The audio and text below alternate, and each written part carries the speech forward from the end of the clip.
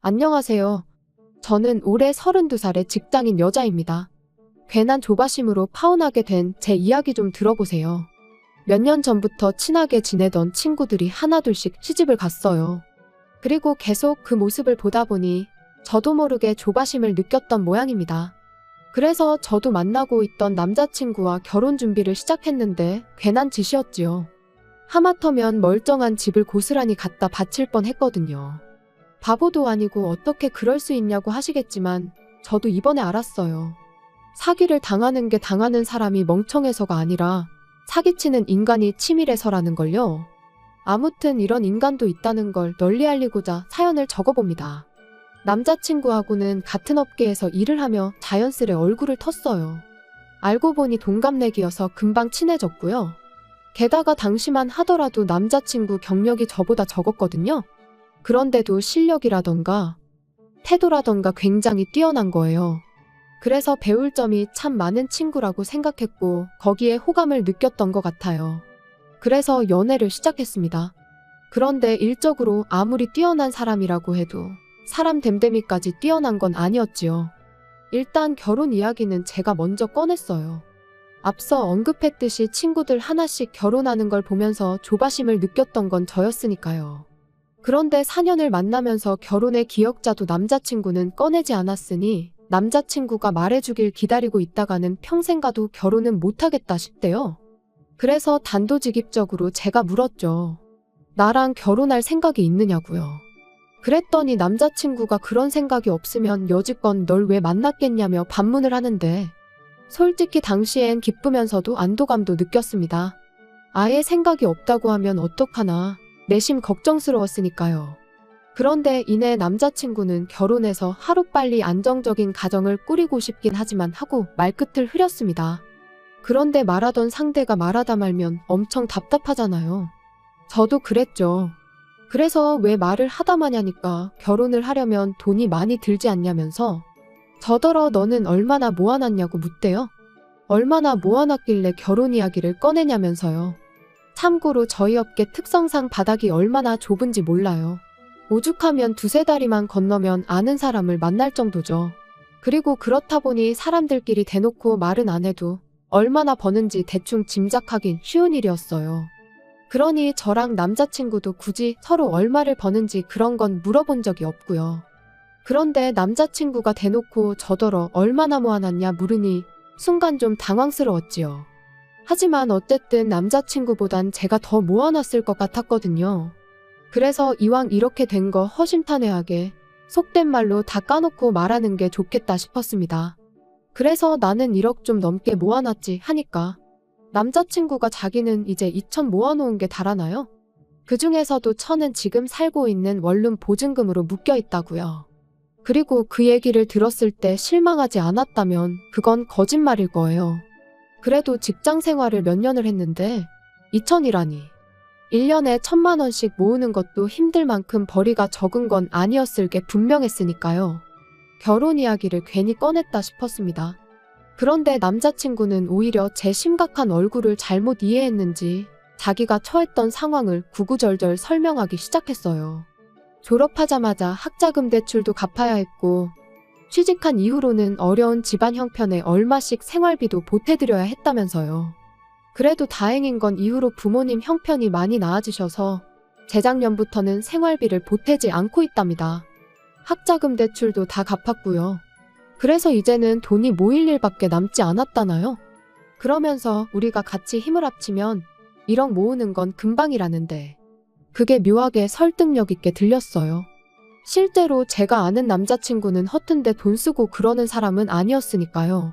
그래서 마지막으로 남자친구한테 그럼 이제껏 돈 때문에 한 번도 결혼 이야기를 꺼낸 적이 없던 거냐고 물었습니다. 그랬더니 맞대요. 자기가 그래도 남잔데 통장에 한 1억은 만들어지면 그때 얘기하려고 했다고요. 그리고는 솔직히 자기가 저랑 동갑이 아니라 두세 살만 많았으면 벌써 결혼 이야기를 꺼내고도 남았을 거라는데 제가 결혼이 어지간히 하고 싶었던 건지 그 말 또한 다 그럴듯하게 들리는 거예요. 아무튼 그래서 그때부터 저희 나름대로 결혼 준비를 조금씩 하기 시작했어요. 마침 웨딩 시즌을 앞두고 박람회가 한참이었길래 가서 상담도 받아보고 주변의 기혼자들에게 여러 가지 조언을 구하기도 하면서요. 그리고 대충 머릿속에서 이런저런 가닥이 잡혀갈 때쯤 집에다 말씀을 드렸습니다. 지금 남자친구랑 결혼하려고 한다고요. 그랬더니 어머니가 어찌나 기뻐하시던지. 저는 제가 그렇게 많은 나이라고 생각하진 않았는데 어머니는 30도 넘은 딸이 결혼 이야기가 없으니 나름대로 애가 타셨던 모양입니다. 그리고 얼마 후 정식으로 남자친구를 저희 집에 데려갔어요. 저희 부모님과 남자친구가 처음 만나는 자리였지요. 남자친구가 원래도 싹싹한 성격이다 보니 저희 부모님께선 무척 마음에 들어하시는 눈치셨습니다. 그리고 그래서인지 어머니께서 난데없이 신혼집 걱정은 하지 말라고 그러시는 거예요. 일단 결혼만 하면 신혼집은 어머니가 구해주신다면서요. 그리고 그 말뜻은 저희 부모님이 얼마나 대단한 부자라 아파트 한 채 턱하니 사주겠다 뭐 그런 게 아니었고요. 동네에 빌라를 하나 얻어줄 테니 거기서 살면서 돈을 모으라고. 그리고 어느 정도 돈이 모아지면 빌라를 팔아서 그 돈까지 더해 아파트를 구하라는 뭐 그런 의미셨지요. 물론 처음부터 아파트에서 신혼살림을 시작할 수 있다면 좋겠지만 그럼 대출이자가 장난이 아닐 텐데 저희 벌이를 생각하면 그건 좀 무리다 싶었습니다. 그래서 어머니 말씀대로 하기로 했어요. 그리고 남자친구의 우리가 힘을 합치면 1억은 금방 모은다는 그 말을 100% 믿은 건 아니었지만 그 정도 각오가 있다면 어쨌든 큰 돈은 모을 수 있을 거란 자신감이 있기도 했으니까요. 정말이지 아파트로 가기까지 오래 걸리진 않을 거라 생각했습니다. 그리고 그렇게 그때부턴 정말 본격적으로 결혼 준비를 시작했지요. 그런데 어째서인지 남자친구 어머님과 뭔가 쿵짝이 잘 안 맞는다는 기분이 들대요. 그간에 남자친구가 집에다 한 효도야 자기가 원해서 한 거라 치더라도 어떻게 보면 희생을 한 거고 게다가 일방적이긴 했어도 저희 어머니께서 집 문제도 해결해 주신다고 했는데 그 부분에 대해서는 이런 방구도 없으셨던 데다가 1,000원 한 장 보태주실 생각도 없으신 눈치셨거든요. 그리고 무엇보다도 예단 이야기부터 꺼내셨으니 솔직히 기분이 많이 상했죠. 하지만 그때까지도 남자친구가 어머님께 무슨 말씀을 하시는 거냐? 이미 여자친구가 해오는 게 얼마나 많은데 예단까지 바라시냐 해가며 제 편을 들어줬어요. 그리고는 자기 파혼당하는 꼴이라도 보고 싶으신 거냐며 화를 내기도 했고요. 그래서 어머님과 삐그덕거리는 느낌이 들었어도 크게 걱정은 안 했습니다. 남자친구가 중간 역할을 지금도 잘해주고 있고 앞으로도 잘해줄 거라고 믿어 의심치 않았으니까요. 그렇게 제가 집을 해가고 예단은 생략하고 남자친구가 혼수를 해오기로 했어요. 저희 어머니께서 빌라 계약을 서둘러서 하신 탓에 이미 집이 비어있던지라 남자친구가 틈틈이 가전제품이나 그릇 같은 걸 사다 채워놓기로 했죠. 그리고 그런 것들을 구매하는 과정에서 다시 한번 남자친구의 경제 개념을 엿볼 수 있었습니다. 뭐 하나 섣불리 사는 일 없이 꼼꼼히 가격 비교도 하고 후기도 확인하는 모습이 남잔데도 참 야무져 보였고요. 하지만 그 모든 게 결국 제 눈을 멀게 하려던 남자친구의 개수작이었다는 걸 알게 되었어요. 남자친구의 자취방 계약 기간이 끝나가고 있던 무렵 결혼식까지는 3달 정도 남은 상황이었습니다. 그런데 남자친구가 저한테 빌라에 먼저 들어가 지내면 안 되겠냐 물어보대요. 빌라는 이미 비어있고 자기가 짐도 어느 정도 챙겨놓았지 않냐며 본가로 돌아가기보단 그 편히 출퇴근하는데 편할 것 같다면서요. 하지만 저희 어머니께서 아무리 그래도 신혼집인데 시골리고 같이 들어가면 좋겠다 하셨습니다. 그러니까 남자친구가 꽤나 아쉬워했는데 저도 어머니의 말씀이 맞다고 생각했네요. 남자친구가 먼저 빌라에 들어가면 남자친구 어머님 입장에선 와보고 싶으실 수도 있고 그럴 수도 있잖아요. 그런데 제가 없는데 왔다 가시면 제 기분이 썩 좋을 것 같지 않았거든요. 아무튼 그래서 일단 남자친구의 집은 빼서 본가로 보내기로 얘기가 되었습니다. 그래도 다행히 남자 혼자 살던 집이라 짐이 많지는 않대요. 그래서 1차로 짐 정리가 끝나자마자 남자친구가 먼저 본가로 향했고 저는 혼자나마 자질구레한 것들을 정리하기 시작했어요. 만약 그때 그 자질구레한 것들을 정리하지 않고 대충 어디다 처박기라도 했으면 전 지금쯤 빼도 박도 못하고 웨딩 마치를 올리고 있었을지도요. 큰 짐이 빠져나가고 빈 방을 보니 제 방도 아닌데 기분이 싱숭생숭했습니다. 하지만 언제까지 감상에 젖어 있을 건 아니었으니 얼른 다시 정리를 시작했어요.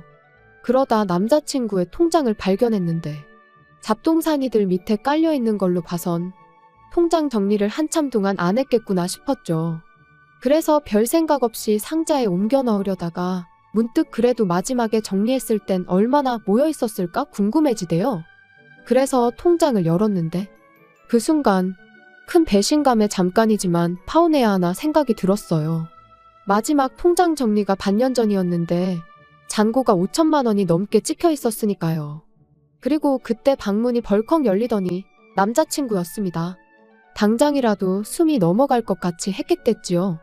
남자친구의 자취방부터 본가까지는 왕복 1시간이 걸리는 거리고 짐까지 내려놓고 왔으니 좋게 2시간은 걸렸어야 했습니다. 하지만 20분 만에 돌아왔다는 건 아마도 운전하다가 갑자기 통장이 생각났던 모양이돼요. 그리고 아니나 다를까 한 손엔 통장을 들고 얼빠진 표정을 하고 있는 저를 보자마자 남자친구는 오해랍니다. 그리고는 자기가 다 설명할 수 있다나요? 그리고는 하는 말이 그때는 그 돈이 정말 있었지만 지금은 없답니다. 이미 학자금 대출을 갚고 하는데 써서 없다고요. 그 이후로 통장 정리를 안 한 것도 학자금 대출로 목돈이 빠져나가느라 잔고가 훅 줄었을 텐데 그걸 보고 나면 속상할 것 같아서 일부러 안 했다나요. 그렇냐고 알겠다 대답하곤 요 앞 은행에 CD기가 있으니 같이 가서 통장 정리 좀 해보자고 했어요. 그랬더니 남자친구는 지금 정리하고 하느라 바쁜데 굳이 뭘 거기까지 다녀오냐 그래봤자 1,000만 원밖에 안 남아있는 걸 뭐하러 정리까지 하냐 해가며 어떻게든 안 가려고 하대요. 그래서 그럼 지금 핸드폰 꺼내서 은행 어플에 들어가 보라고 했습니다. 다른 건 안 보고 잔고만 보면 된다고. 우리 결혼할 사이인데 그 정도는 내가 확인할 수 있는 거 아니냐고요. 그랬더니 남자친구가 갑자기 목에 핏대를 세우며 저더러 말 잘했다고 우리 결혼할 사이인데 자기를 못 믿냐면서 그렇게 집요하게 굴어야겠냐는데 먹긴 놈이 썩낸다더니 남자친구의 모습이 딱 그 꼴이다 싶은 게 정말 뭐가 있구나 하는 확신이 들었습니다. 그래서 확인해서 네 말대로 정말 1,000만 원만 있는 거면 내가 전부 다 사과하겠다니까. 글쎄 이제는 핸드폰을 부모님 집에 두고 온 것 같다나요? 어떻게든 상황만 모면하려는 모습이 어찌나 꼴사납던지요. 아무튼 그래서 그런가서 가지고 오자며 남자친구한테 앞장서라 했습니다. 그런데 그때 본가에 두고 왔다던 남자친구 핸드폰이 남자친구 주머니에서 요란스럽게 울려대대요. 결국 남자친구의 핸드폰을 열어 잔고를 확인했는데 화면에는 7천만 원이라는 큰돈이 찍혀 있었어요. 5천만 원도 어이가 없었는데 7천만 원이나 되니까 기가 막혀서 말이 안 나왔지요. 남자친구 말 맞다나 방 빼고 보증금까지 돌려받는다 치면 전부에서 8천이라는 소리잖아요. 그리고 그때부턴 남자친구가 태도를 달리했습니다. 실실 웃으면서 뻔뻔하게 생각보다 돈이 많으니까 좋지 않냐고요. 하지만 만약 제가 그 통장을 발견하지 못했다면 이 돈의 존재는 알지 못했을 거고 그럼 남자친구는 처음 말한 대로 2천만 원만 들고 저에게 장가를 왔을 거라 생각하니 솔직히 괘씸하단 생각밖엔 안 들었지요. 한참 동안 말없이 남자친구만 노려보다 왜 잔고를 숨겼냐고 물었어요. 그랬더니 하는 말이 비상금이었다나요? 그리고 이때도 처음엔 그럴듯하게 포장을 하대요. 집에 무슨 일이라도 생기면 그때 저한테 주려고 했다면서요. 하지만 아무리 그렇다고 하더라도 결혼이라는 큰일을 앞두고 결혼할 여자가 1억을 모았다는데 자기도 8천이나 있으면서 거기서 6천을 누락시키는 건 말이 안 되잖아요. 그래서 제가 거짓말하지 말라고 하니까 자기도 뭐 때문에 짜증이 났는지 갑자기 언성을 높이며 말하길 요즘 여자들은 시댁에 1,000원짜리 한 장 주는 것도 아까워한다더라. 너도 우리 엄마가 예단 얘기하니까 기분 나쁜 티를 팍팍 내지 않았냐. 그래서 나도 말 안 했다. 나중에 우리 부모님한테 뭐 돈 들어갈 일 생기면 너한테 아쉬운 소리 하기 싫었다. 그러니까 한마디로 자기 돈은 꼭 쥐고 있다가 자기 부모님한테 드릴 생각이었던 거죠. 그래서 됐다고 더는 할 말 없다 했어요. 그러니까 알겠다면서 일단 집에 가서 쉬라는데 말귀를 못 알아들었구나 싶어서 헤어지잔 소리라고 했더니 눈이 휘둥그레해져서는 이게 헤어질 일이냐입니다. 어쨌든 제가 이제 돈은 다 알게 되었으니 그냥 결혼 자금으로 쓰자면서요. 그래서 돈이 문제가 아니라 너의 그 썩어빠진 사고방식이 문제라고 했어요. 그리고 시작부터 이렇게 신뢰가 박살이 났는데 결혼이 가당키나 하냐고요. 그리고 그렇게 집을 나왔습니다. 이삿짐이 많지 않다고 해서 제 차를 빌려줬는데 차 안에 남자친구가 싣고 갔던 짐이 그대로 있길래 알아서 가져가라고 그냥 주차장 바닥에 대충 던져버리고 돌아왔어요. 슬프기보단 분해서 울었는데 어쨌든 딸이 눈이 팅팅 부어서 집에 들어오니 부모님이 무슨 일이냐, 남자친구랑 싸웠냐. 결혼 전엔 원래 많이들 싸운다 그러시대요. 그래서 자초지종을 말씀드리니 부모님도 저만큼이나 황당해하시며 뭐 그런 야가 빠진 놈이 있냐며 크게 노여워하셨지요. 문제는 집이었습니다. 저희 결혼이 깨질 거란 건 그 누구도 상상하지 못했던 일이었기에 이미 집은 제 명의로 되어 있었으니까요. 그래서 고민 끝에 어차피 언젠간 하려던 독립이었으니 제가 가서 살기로 했습니다. 그리고 그날부로 결혼 준비하면서 예약했던 것들도 다 취소했어요. 그리고 몇 곳에서 남자친구에게 확인차 연락을 했는지 남자친구가 전화를 걸어와서는 어떻게 일방적으로 그럴 수가 있냐면서 길길이 날뛰더라고요. 그래서 다 끝난 마당에 뭐가 좋다고 머리 맞대고 상의까지 하길 바라냐고 쏘아붙였죠. 그랬더니 여기저기 걸어놓은 계약에 들어간 계약금이 얼만지나 아냐면서 전부 다 내놓으랍니다. 그중 몇 개는 특가로 나왔던 것들이라 환불도 전혀 못 받는다면서요. 하지만 뭐 제 알바인가요? 네가 알아서 받아내던지 하라고 했어요. 참고로 예약도 원래는 다 제 이름으로 하려고 했는데 돈을 꿍치면서 일말의 양심이 남아있었는지 제가 집을 해오니 그런 건 자기가 하겠다면서 자기가 계약자로 사인하고 돈 보내고 다 했거든요. 그리고 내 집에 사다 놓은 물건들도 현관밖에 내놓을 테니 다 가져가라니까 제 취향에 맞춰서 산 것들인데 자기가 가져가면 뭐하냐고 저더러 자기한테 살아나요? 돌았냐고 중고로 팔던지 사랑하는 너희 부모님한테 선물로 드리라고 했습니다. 그랬더니 전화기 너머로 저 때문에 얼마를 손해를 본 줄 아냐면서 아주 울고 짜고 난리도 아니었어요. 그래서 저도 그 돈 몇 푼이 문제냐고 하마터면 나는 사기꾼한테 집 갖다 바치고 평생 같이 살 뻔했다고 소리를 질렀죠. 그 뒤로 몇 번이나 남자친구한테 전화가 왔지만 전부 다 무시했어요. 그렇게 한 일주일을 내리 전부 씹었더니 급기야는 집으로 찾아오대요. 그래서 결국 저희 아버지가 야구방망이를 들고 저 대신 나가셨습니다. 그랬더니 남자친구가 쫄았는지 더는 연락하지 않네요. 이쪽 업계가 바닥이 좁다 보니 원하지 않아도 금방 저희가 파혼한 게 소문이 날 겁니다. 그게 조금 걱정이긴 해요. 남자친구가 워낙 사회생활을 잘하니 어떤 프레임을 저한테 씌울지 두려운 거죠. 그래서 제가 먼저 적극적으로 파혼한 걸 이야기하고 다녀야 하나 싶기도 하고. 아무튼 남자친구가 마지막으로 저한테 한 말이 너 때문에 쫄딱 망했다는 소리였는데 남자친구 소식을 다시 듣게 되는 날이 온다면 진짜로 쫄딱 망했다는 소식이었으면 좋겠네요.